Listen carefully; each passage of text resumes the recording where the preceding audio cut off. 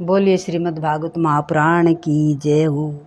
संत सनातन धर्म की जय हो। गौ माता की जय हो। वासुदेव सुतम देवम कंचाणूरमर्दनम देवकी प्रमाणदम कृष्णारविंदे जगतगुरुम। राधे राधे सब भक्तों। द्वितीय स्कंद। चलते हैं आगे की कथा में। परीक्षित राजा सुखदेव जी से पूछते हैं, जिसकी मृत्यु समीप हो उसका क्या कर्तव्य है, उसे क्या करना चाहिए और क्या नहीं करना चाहिए, मनुष्य मात्र का कर्तव्य क्या है। सुखदेव जी ने कहा कि राजन, तूने अच्छा प्रश्न किया। सुन, अंत काल में वात पित्त और कफ से त्रिदोष होता है। मृत्यु की वेदना भयंकर होती है। जन्म मरण के दुखों का विचार करेंगे तो पाप नहीं होगा। सो मृत्यु से डरते रहो, उसको स्मरण रखो। ये सोचो कि मैंने मृत्यु के स्वागत की तैयारी की है या नहीं। ऐसा चिंतन करने से वैराग्य होता है। भजन के लिए अनुकूल समय की प्रतीक्षा न करो, नहीं कि अच्छा समय आएगा तब मैं भजन करूँगा। कोई भी एक्शन भजन के लिए अनुकूल है। हर एक एक्शन भजन के लिए अच्छा है। कोई तकलीफ न रहने पर मैं भजन करूँगा, ऐसा मानना अज्ञान है। एक मनुष्य स्नान करने के लिए समुद्र के किनारे पर गया, किंतु स्नान करने के बजाय वह वहाँ बैठा ही रहा। लोगों ने उससे पूछा कि क्यों इस तरह बैठा हुआ, स्नान कब करेगा। उस मनुष्य ने कहा कि समुद्र में एक के बाद एक तरंगें उठ रही हैं, तरंगों के बंद होने पर स्नान करूँगा।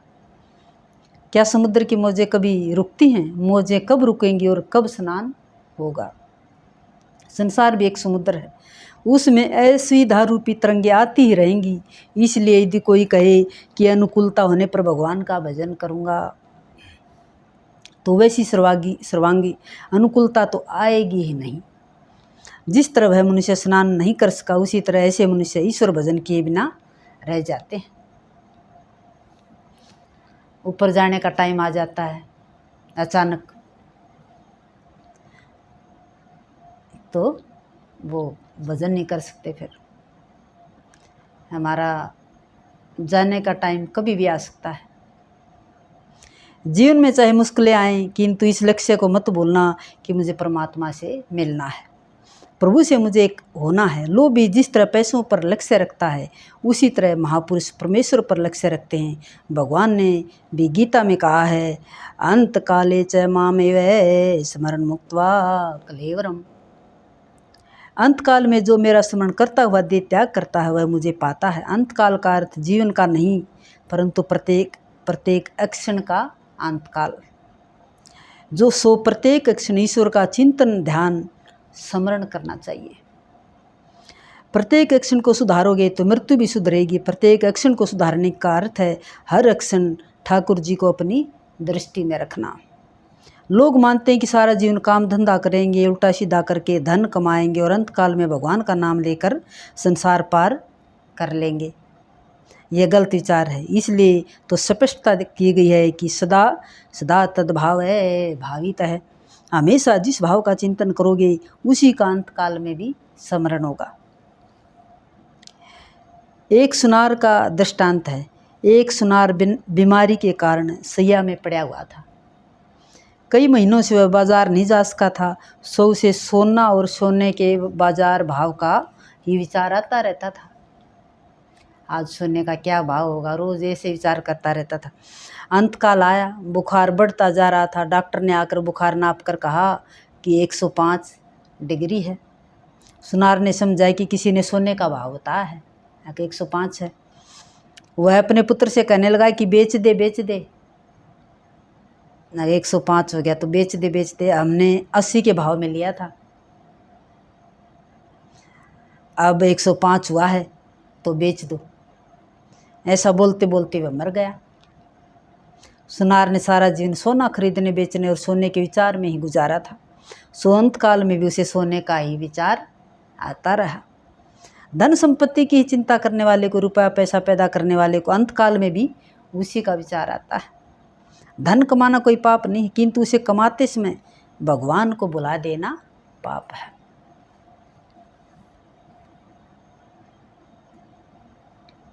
राजन जोश में चला गया है, उसके लिए अब मत रो, उसका विचार भी न करो। भूतकाल की बातें ही सोचते रहने से कोई लाभ नहीं है। तुम अपने वर्तमान को सुधारो। 7 दिनों का जो ये समय मिला है उसी का सदुपयोग कर लो। मनुष्य इंद्रियों के सुख में ऐसा फंसा हुआ है कि उसे अपने लक्ष्य का ध्यान ही नहीं रहता। शरीर, स्त्री, संतान आदि सब कुछ असत्य है, फिर भी उन सब के मुंह में ऐसा पागल बन गया है कि उसे समय और लक्ष्य का भी भान नहीं रह गया है कि तुम्हें क्या करना है, कहाँ जाना है, क्या बनना है। उसका विचार आज ही कर लो। इच्छा शुद्धि के बिना कर्म शुद्धि नहीं होती। तुम निश्चय कर लो कि मुझे भगवान से मिलना है, मुझे प्रभु के धाम में जाना है, मुझे पुनर्जन्म नहीं लेना है। अन्यथा जिसका जीवन निद्रा, धन उपार्जन और कुटुंब के परिपालन में ही गुजरगा हो, उसे अंतकाल में वही सब कुछ याद आता रहता है। सारा जीवन जिसमें बीता हो वह अंतकाल में भी याद आता है। एक बूढ़ा बीमार हो गया, उसका सारा जीवन दरवादी के पीछे ही बीता था, धन कमाने में बीता था। अंतकाल नज़दीक आया, उसके पुत्र आदि कहते हैं कि पिताजी अब आप श्री कृष्ण गोविंद हरे मुरारे हे नाथ नारायण वासुदेवा का जप कीजिए। किंतु उस बूढ़े से ये शब्द निकलते ही नहीं है।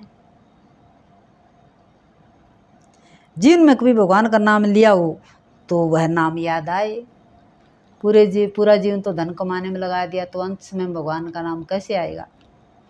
वह बूढ़ा मन से दरवा का ही चिंतन कर रहा, धन का ही चिंतन कर रहा है। उसकी दृष्टि आंगन में गई। उसने देखा है कि बछड़ा झाड़ू चबा रहा है। इतना छोटा सा नुकसान भी वह बूढ़ा कैसे सह सकता था। उसका दिल जलता है कि मैंने कैसे धन कमाया है और वह ये लोग क्या जाने। उसे लगा कि रुपए पैसों की तथा अन्य वस्तुओं की लोगों के लिए कोई कीमत ही नहीं है। मेरे जाने के बाद ये लोग घर को लुटा देंगे। वह बूढ़ा कुछ स्पष्ट बोल तो सकता नहीं था, इसलिए कुछ बड़बड़ाने लगा, मतलब तोतला बोलने लगा। उसके एक बेटे ने सोचा कि पिताजी भगवान का नाम लेना चाहते हैं किंतु कुछ बोल नहीं सकते। दूसरे बेटे ने सोचा कि पिताजी कभी भगवान का नाम तो लेते ही नहीं, सो वह कुछ मिल्कियत के बारे में कहना चाहते हैं कि कहाँ क्या रखा है। कुछ धन छुपा रखा होगा, उसके बारे में कुछ कहना होगा उन्हें। पुत्रों ने डॉक्टर बुलाकर उससे विनती की कि कुछ ऐसा करो कि पिताजी 2-4 शब्द बोल सकें। डॉक्टर ने इंजेक्शन देने के लिए 1000 रुपये की फीस मांगी। पुत्रों ने सोचा कि कहीं गार्ड कर रखा हुआ धन बताएंगे, तो 1000 रुपये खर्च कर डाले।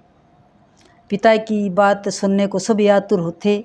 दवाई ने अपना काम किया, कुछ शक्ति मिली तो बूढ़ा बोला, सब मेरी ओर क्या देख रहे हो, वहाँ देखो बछड़ा कब से झाड़ू खा रहा है। और इस तरह बछड़ा झाड़ू बछड़ा करते हुए बूढ़े ने देह त्याग कर दिया।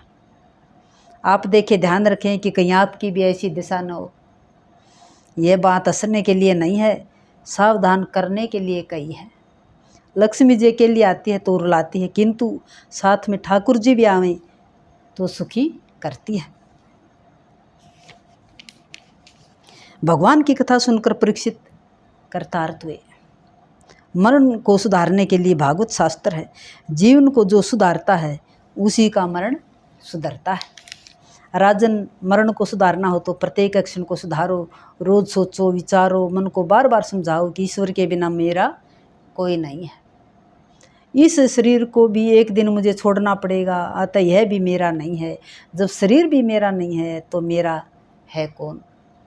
क्योंकि सभी संबंध शरीर के कारण ही उत्पन्न हुए हैं।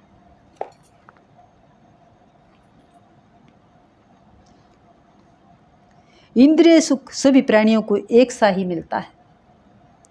शरीर संग से जो सुख स्त्री पुरुष को मिलता है वही सुख कुत्ते को भी कुतिया के संग मिलता है। तब मनुष्य जीवन पाकर प्रभु स्मरण में लीन रहो। तुम जीवन को कुछ ऐसे सांचे में डालो कि मृत्यु के क्षण में भगवान की ही याद आए। जीव शिव बनने का प्रयत्न ही नहीं करता, अन्यथा वह तो शिव बनने के लिए ही जन्मा है।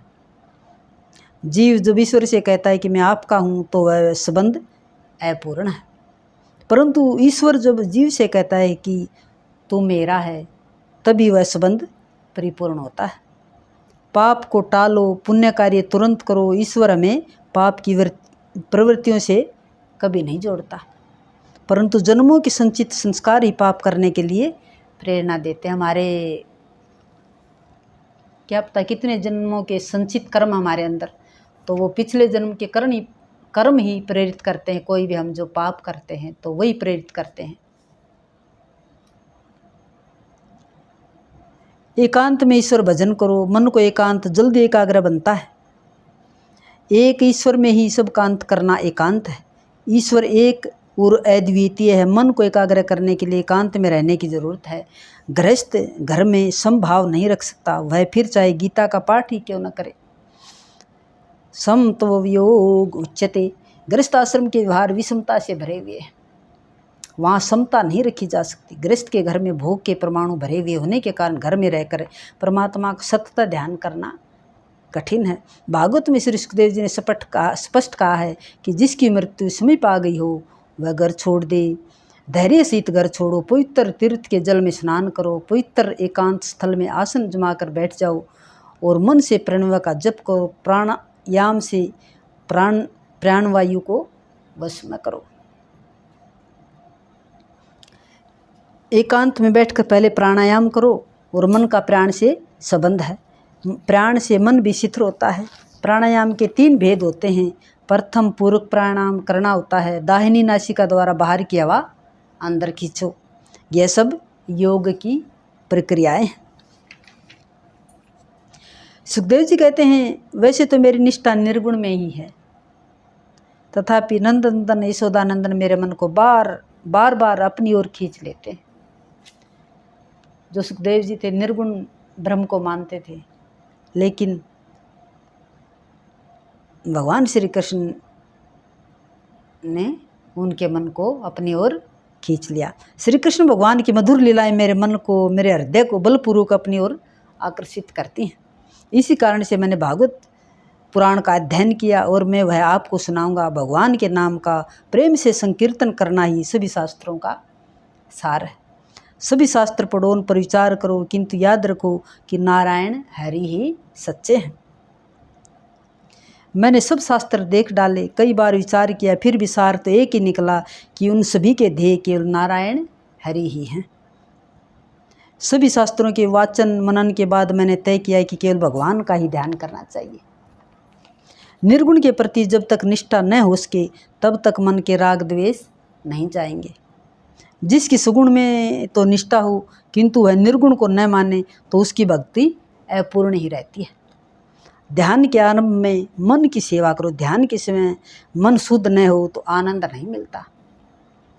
मन को बाहरी विषयों में भटकते रहने की आदत पड़ गई है। वर्तमान काल में जीवन भोग प्रधान बन गया है, अतः मन को अंतर्मुख करना बड़ा कठिन है। ज्ञानी पुरुष मन की मलिनता धोने के लिए विराट पुरुष की धारणा करते हैं। विराट पुरुष की धारणा का अर्थ है सारे जगत को ब्रह्म रूप मानना।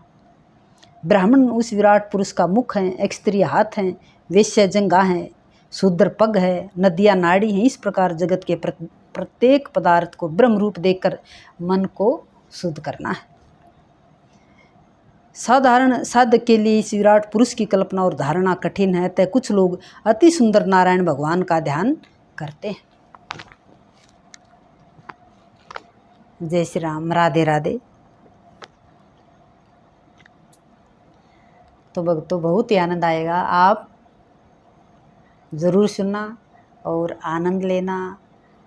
घर बैठे सोते समय, दिन में टाइम नहीं ले तो सोते समय ये 14-15 मिनट का ज़रूर टाइम निकालना और बताना आपको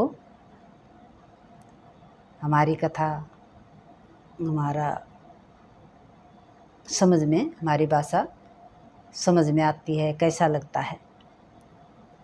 जय श्री राम, राधे राधे राधे। हरि ओम तत्सत, हरि ओम तत्सत।